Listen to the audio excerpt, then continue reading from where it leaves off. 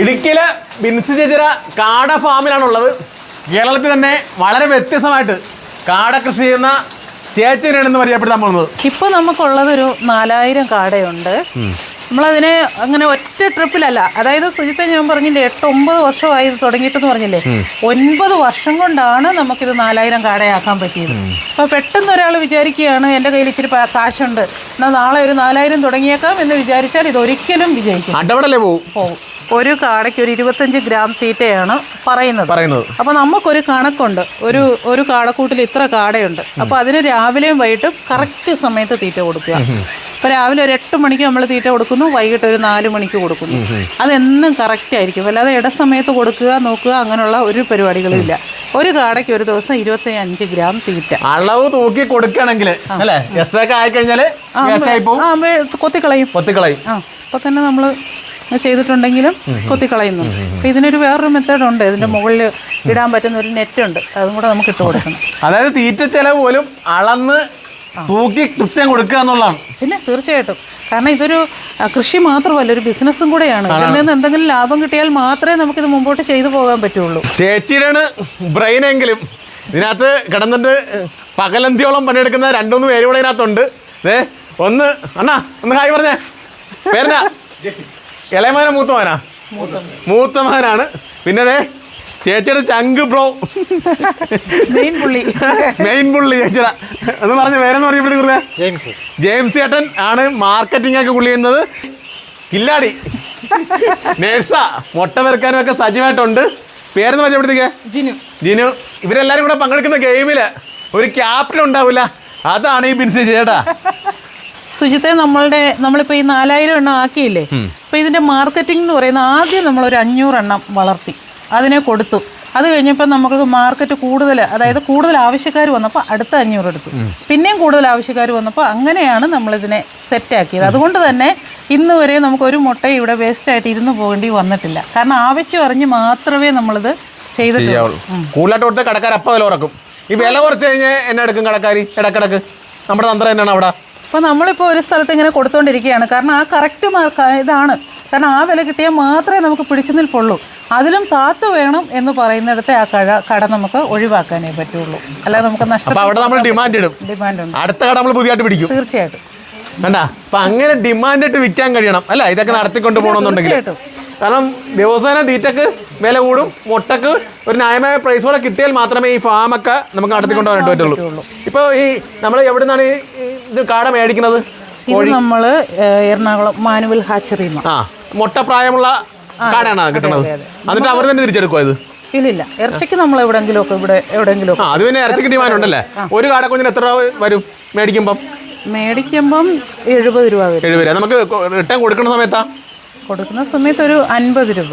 അന്നേരം ആ രീതിയിൽ വലിയ വിഷയങ്ങളില്ല. നമ്മൾ ശരിക്കും പറഞ്ഞാൽ ഇറച്ചിക്കാട് കൊടുക്കുക എന്നുള്ളതിലുപരി അതിനു മുമ്പ് തന്നെ മുട്ടയിൽ നിന്ന് ലാഭം എടുക്കുക എന്നുള്ളതാണ്. അതേസരം അറ്റപ്പറ്റ ആവലൊക്കെ തന്നെ കൊടുക്കുമ്പോഴൊക്കെ കിട്ടും അല്ലേ. ഇപ്പൊ നമുക്ക് മറ്റുള്ള കോഴി താറാവൊക്കെ ഇല്ലേ, അതൊക്കെ വെച്ച് നോക്കുമ്പോൾ നമുക്ക് ഇതുങ്ങൾക്ക് അസുഖം കുറവാണ്. പിന്നെ ഒരുപാട് ശബ്ദങ്ങൾ കേൾക്കാൻ പാടില്ല. പുറത്തുനിന്ന് ഒരു വലിയ ശബ്ദങ്ങളൊന്നും പടക്കം പൊട്ടുന്ന പോലുള്ള ഒച്ചകളൊന്നും കേൾക്കാൻ പാടില്ല. പിന്നെയുള്ളത് ഒരു ഡിസംബർ മാസങ്ങളിലൊക്കെ തണുപ്പ് കൂടുതലുള്ള സമയത്ത് ചെറിയൊരു പമ്മല്, ഒരു ചെറിയ ഒരു ഇതൊക്കെ തോന്നാറുണ്ട്. പിന്നെ ഇവരുടെ ഒരു പ്രശ്നം എന്ന് പറഞ്ഞാൽ ഇതുപോലെ ഈ മുട്ട ഇങ്ങനെ ഇറങ്ങി വരുന്നില്ലേ, ഇതിനകത്തേക്ക് തിങ്ങി കയറും. അപ്പൊ നമുക്ക് എപ്പോഴും നോക്കി നിൽക്കാൻ പറ്റിയല്ലോ. അപ്പൊ അങ്ങനെ വരുമ്പോൾ ഒരു ചിറക് ഉടക്കിയാൽ പോലും അതുങ്ങൾക്ക് അതിനെ കുടഞ്ഞു മാറ്റി പോകാൻ അറിയത്തില്ല, അതില്ല. അപ്പൊ അതിനിടയ്ക്ക് കിടന്ന് ചിലപ്പോൾ ചാകും. അപ്പൊ ഇതിന്റെ നമ്മളുടെ കാടക്കൂടിന്റെ, നമ്മളിപ്പോ പശുക്കൂടിന്റെ അറിയാലോ, നമ്മളിപ്പോ പശു വളർത്തുന്നവർ പറഞ്ഞു കേട്ടിട്ടുണ്ട്. പ്രസവിച്ച പശു കാണും, ചേന പിടിച്ച പശു കാണും, ഇടക്കറവ കാണും, അങ്ങനെ പല രീതിയിലുള്ളതില്ലേ എന്ന് പറയുന്നത് പോലെ തന്നെയാണ് നമ്മളുടെ കാടയും. നമ്മുടെ ഫാമിൽ ഇപ്പോൾ 4000 കാടയുണ്ടെങ്കിൽ ഇത് 8 ബാച്ചായിട്ടാണുള്ളത്. അതായത് ഒരു 500 അങ്ങനെ. കാരണം ഇതിന് ഒരു 10 മാസമാണ് ഇതിൻ്റെ ഏറ്റവും നല്ല കാലാവധി മുട്ടയിട്ട് തീരാനുള്ളത്. അപ്പോൾ ഈ 10 മാസത്തിനകത്തുള്ള പല അതായത് എപ്പോഴും നമുക്ക് മുട്ട ഒരുപോലെ കിട്ടിക്കൊണ്ടിരിക്കാൻ പറ്റുന്ന രീതിയിലാണ് നമ്മളിതിനെ. ഇപ്പോൾ ഇവിടെ തന്നെ നോക്കിയാൽ അറിയാം, ഇതൊരു കുറച്ച് പഴയ ബാച്ചാണ്, ഇത് ഏറ്റവും പുതിയ ബാച്ചാണ്. അപ്പോൾ ഇതിൻ്റെ ഇടത്തരം ബാച്ചുകളുണ്ട്.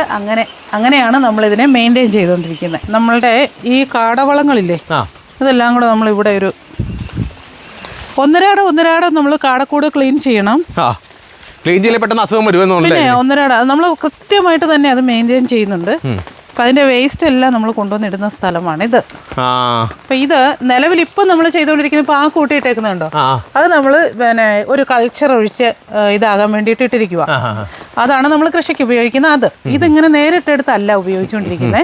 അപ്പം ഇനി നമുക്ക് ഈ വളങ്ങൾ പ്രോസസ്സ് ചെയ്ത് നമുക്ക് പുറത്തോട്ടും കൂടെ കൊടുക്കാനുള്ള ഒരു സംവിധാനം ഉണ്ടാക്കണം. ഓ ശരി. കാട മുട്ട ഉൾപ്പെടെ ഇവിടെ കിടക്കുന്നുണ്ട്. ഡാമേജ് വരുന്നത് എത്ര വരും ഒരു ദിവസം?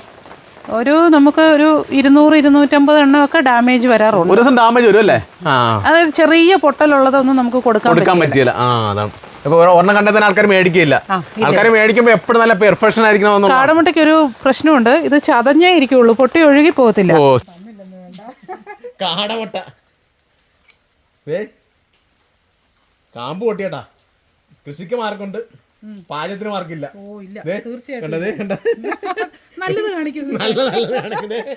ഒട്ടിച്ച് വെച്ചിരിക്കെ. ഇനി മകളാണെന്ന് പറയുവാ പോയിച്ചത്. തീർച്ചയായിട്ടും മകളാ. തീർച്ചയായിട്ടും മകളാണ്. പാചകമൊക്കെ ഒന്ന് സെറ്റ് ചെയ്യണം. കല്യാണം കഴിഞ്ഞു വിടാനുള്ള ഇപ്പൊ കള്ളനെ പിടിച്ചേട്ടാ. അറിഞ്ഞില്ല. കല്യാണം കഴിഞ്ഞു വിടണം കേട്ടാ. നല്ലൊരു കൃഷിക്കാരനെ കെട്ടണം. അപ്പൊ ടേസ്റ്റ് ഒന്ന് നോക്കിയേക്കാം. ആണോ?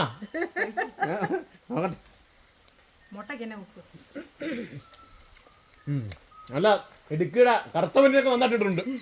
ആരാ കറുത്ത പന്നി? നന്നായിട്ടുണ്ട്.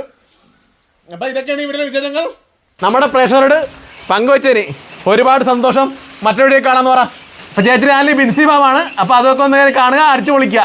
കേട്ടല്ലേ?